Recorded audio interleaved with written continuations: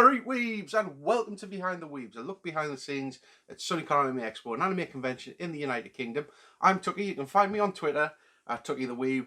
Please remember to subscribe to this channel if you already haven't, and hopefully by the end of this video give it a like as well. Today's video we are going to look at the kind of rest of 2020 here.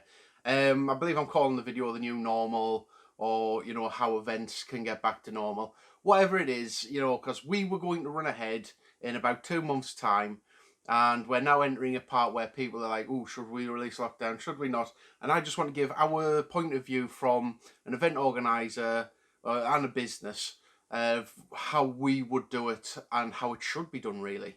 The first point that I want to really make with this video is that in 2020 we are now in lockdown still, and we are coming out of it. I mean, we'll look back now, it is May the 6th, and people are already saying, oh, should we release lockdown, should we not release lockdown? But we are looking ahead as an event, like, we're not till 2021.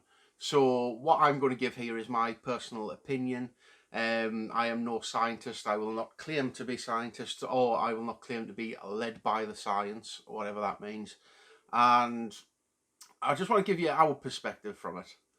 Because when we've been going through this process all the way from March, it's been a very weird one, because we're sitting here helpless and we're at the mercy of an incompetent government, and how it's played out isn't how we would have wanted it to.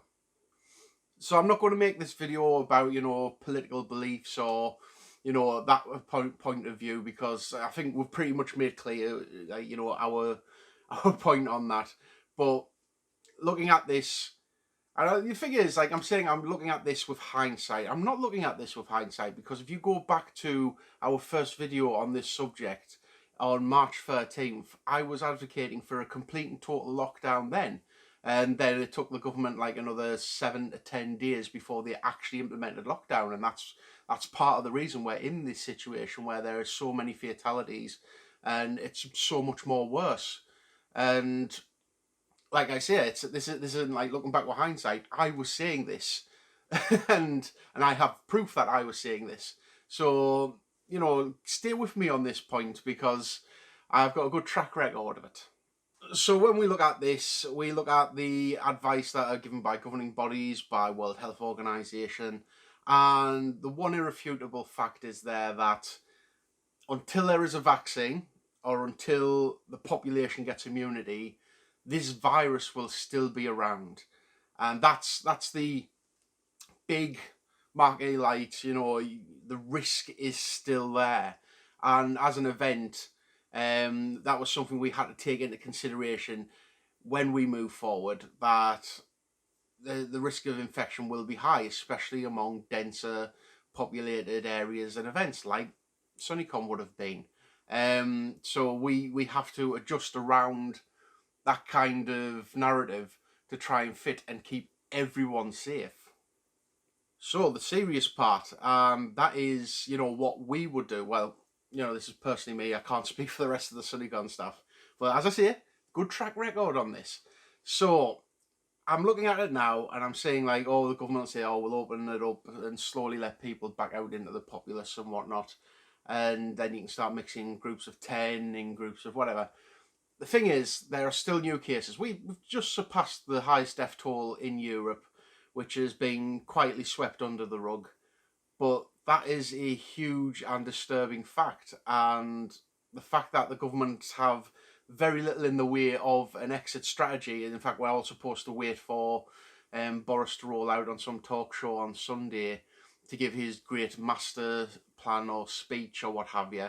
Then if they had a plan, if they were certain on how to get out of this, then surely it should be, told to us all, like, publicly straight away and at an official press conference.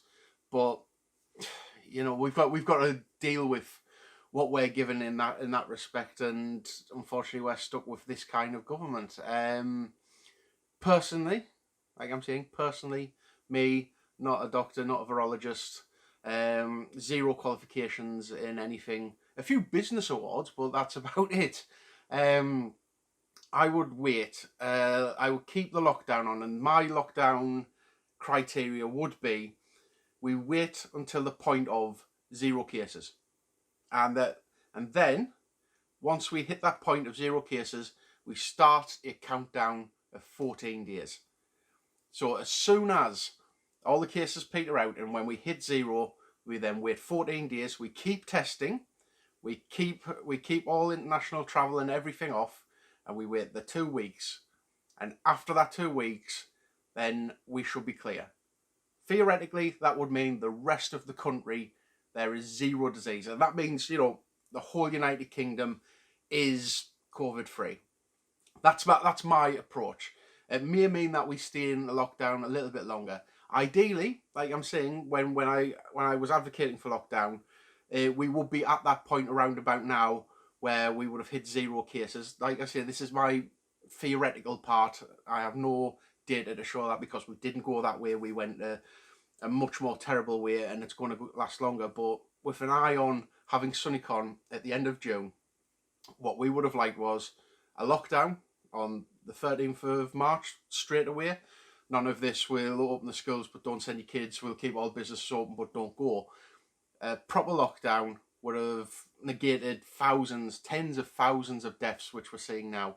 I said it back on that video, and you know, like with hindsight, I can obviously see it with more confidence now.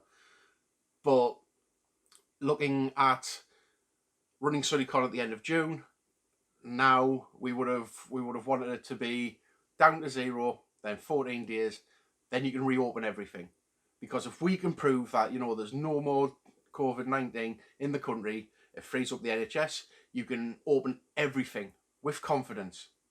You know, send everybody back to work, get everything clean, and we can start again. And then, if there was like an isolated case, we can isolate that case, contain it within that bubble, that sphere, and stop this outbreak from happening again. Because another theory, if we let everybody out now, while the virus is still running rampant, while we are still seeing death, it's just going to spread again. That's exactly what happened, and we're going to be back to square one. And we're going to be looking at a case of everyone's going to be relieved that they're let out of lockdown, and within about a month and a half, we're going to be back to rising levels to where the government will say, right, we're doing lockdown again, and everybody's in quarantine until like Halloween. And that means we're basically wasting the whole year. It doesn't help the economy, it doesn't help the population, and it doesn't help for anybody's mental health who are now struggling in lockdown as it is. And one thing, our health service will be overrun. And it's a hard thing to sit here because I have no power, I have no way of doing it. But just remember, come back to this video when it all does go tits up, and you know, prove me wrong, government. But you know, I'm kind of a bit tentative about it, because that would mean like all these events that I've had to postpone and cancel and move to a later date in the year, they're going to be thrown out the window, because there's no viable way of holding an event with a large audience, at least until the vaccine, everybody gets immunity, or 2021 really. And then that throws into doubt, you know, what if this thing does drag on? You know, what if the handling's so bad that it will start rolling into next year? And that's where we start to get a little worried. Now, as this is a look back to what we would have done, what we were planning to do, using our kind of risk assessment, how would an event look like if we were actually released in lockdown? Even on like the downward curve, if there were some cases still around and they didn't do the whole wait till 0 cases and then the 14-day gap, well, it would basically be very similar, if not the same, and a little harsher to the rules that you see now around essential shops, supermarkets. We would have had to have run the event along the same vein. There's a lot of things that would be changed so we can make sure that everybody who is in attendance is getting the right kind of protection. We would have had to have enforced similar rules. We would have had to enforce the 2-metre social distancing rule, which would have been a logistics nightmare for queues, especially if the guest was able to fly over, and the signing queue, as the signing queue has to be along the upper deck within the Bambra suite. So we would have had to have limited, like capped the queue at a certain point. Tighter hygiene, much tighter hygiene. And that's not just like, oh, just go and wash your hands after every panel or something like that. That's more like make sure that everyone's clean, that everyone's healthy. If you're ill, don't attend. Simple advice, but also like things around cleanliness within the venue, washing down all consoles, seats, handrails, making sure that anything that could be touched or can be touched or will be touched is spotless at the start, at the end, and in the middle of the event. There would also be a no contact rule, so no like unnecessary touching or anybody in touch you feel like touching other costumes to inspect it. There would be none of that. Our cosplay competition would be like judges sitting in a sterile environment with gloves and a mask, like if they wanted to properly inspect a cosplayer, something along them lines. It would have to be a contactless event, zero cash at all, because that's one of the biggest things that could actually spread the virus. And it would make for a very different like kind of experience to what we like have envisioned for our event. With all of these rules in place, there was kind of a feeling that it wouldn't feel like a SunnyCon, but we needed to run to kind of give that light at the end of the tunnel kind of feeling. But there was risk involved in that. There's always risk involved with anything like this. First thing would have been that there would have probably been an implemented cap on attendances. Like I say, at the moment there's discussion about, oh, well, you can go out, but you can only see 10 people. But like I say, that's kind of a moot point if the virus is still out there. So it doesn't matter like what kind of group you're in. If you go see 10 people, you could like, take in the virus and then you go out and see another 10 people and then that spreads to them 10 people and then they go out and spread 10 people. And we're, like I say, we are back to square one. Everyone's locked down again. So it would have been difficult, especially because we get like a footfall of like over 10,000 over the weekend. So it would have been hard to police. It would mean that queues would have took a lot longer.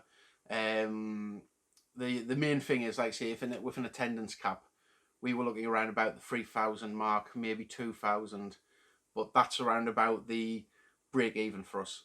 Like the cost of people buying tickets from within that range, that would cover just like our venue costs and a little bit more, just to make sure that the event like stays in stasis, so to speak. So it doesn't really make a profit. It doesn't make a huge loss. It's just like we're okay to move on to next year. And move forward from there. But with the attendance caps, like I can't see a gathering of over like 100 people at the moment. Especially with the way the government's trying to give this whole stance of, oh, we're going to make sure social distancing's in, and this is the new normal.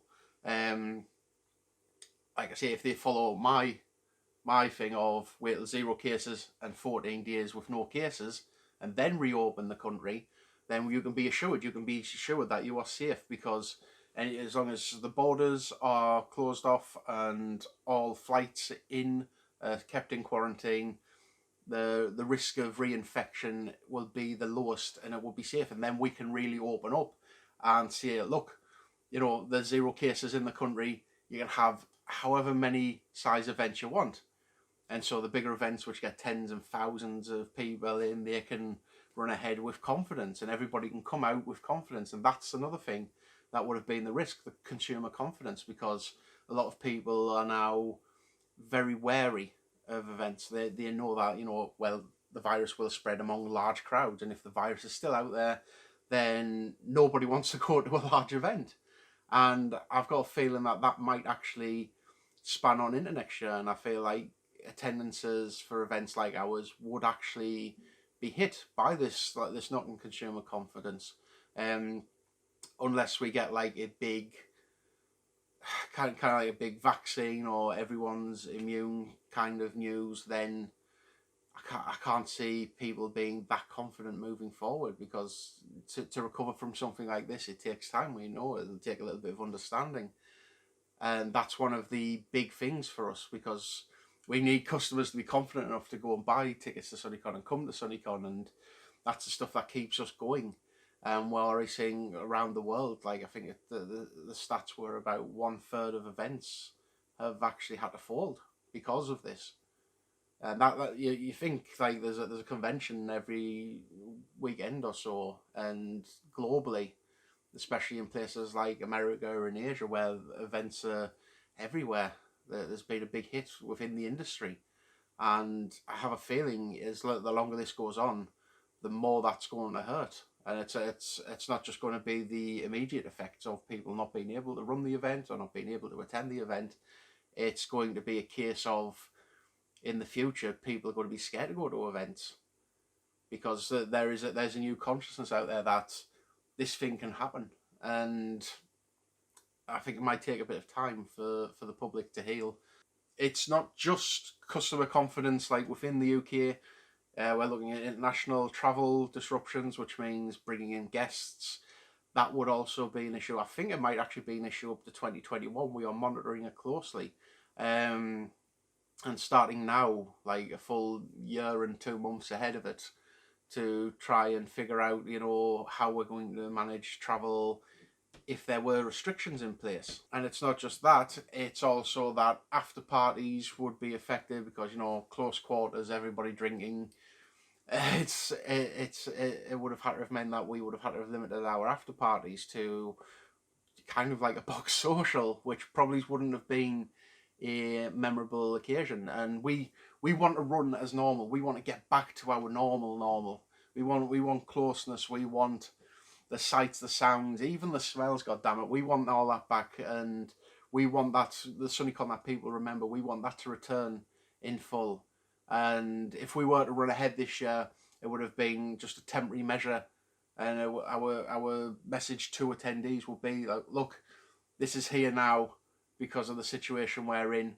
Next year, we're getting back to normal. But thank you for supporting us, because we would have hoped that people would have supported us, and like we would have had to have got at least the attendance cap in ticket sales to be able to push forward and go on. Unfortunately, that's been taken out of our hands now, and we've had to have went for the worst case scenario. But we are looking forward to 2021. We have a 10th year anniversary to celebrate, and god damn it, we're going to celebrate it whether you like it or not. So I think my overall prediction for the end of this, like when events will return, hard to say. I don't know what the current situation is or how far in advance a vaccine is. I mean, we're seeing news stories like it'll take a year and a half for a vaccine, or it'll take a year for a vaccine, or we've started and within 6 weeks there'll be a vaccine that's already getting tested. We're seeing vaccines that are going on human trials. We are unsure. I don't know that process, and I hope that everybody who is testing on vaccines, I wish them the best of luck. I just hope that when one is made available globally and for everybody, and we can all become immunised, and then back to normal. We can get back on with working and making everything go as normal. Hopefully with a little bit in mind that, the amount of pollution that we used to create back when we were working, and being a lot more mindful of other people as well. So hopefully we get a positive attitude coming out of this. But as for now, until there is immunisation, until there is a vaccine, or until the government waits till 0 cases and then 14 days after 0 cases to release everybody, I can see this probably going round in circles. Like, we release lockdown now while the cases are still, while deaths are still happening, while the coronavirus is still spreading, then it's just going to go back to square one. We're going to end up in lockdown at the end of July, and we'll barely get out by Halloween. So once again, hope this hasn't been too much of a bummed out video, because I know everything can be quite stressful. But I'm just giving you our point of view from an organiser's perspective. And please stay safe, please stay clean, and subscribe to our channel, please. There'll be more videos coming. A look behind the scenes of SunnyCon Anime Expo, and I've got lots of things to talk about. So until the next time, thank you very much for watching, and I shall see you then. Goodbye.